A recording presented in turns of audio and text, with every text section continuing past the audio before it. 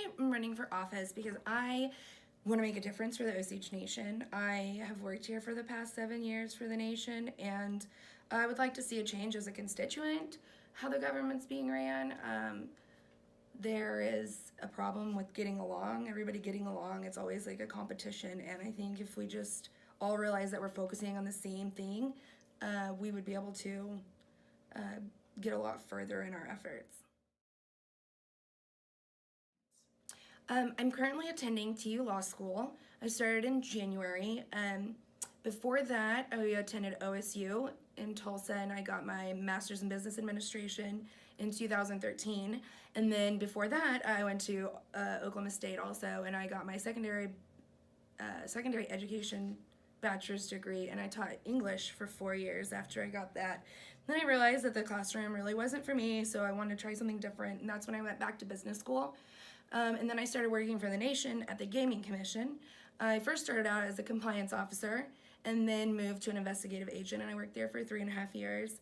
And then once I got my master's, I got the job as the child care director, and that's where I've been for the last nearly 4 years until I started law school. And now I'm just on contract with the nation and working on streamlining the Osage school system. All of the schools that we have, that we're just trying to work on streamlining them, getting data, and we're getting ready to apply for a grant.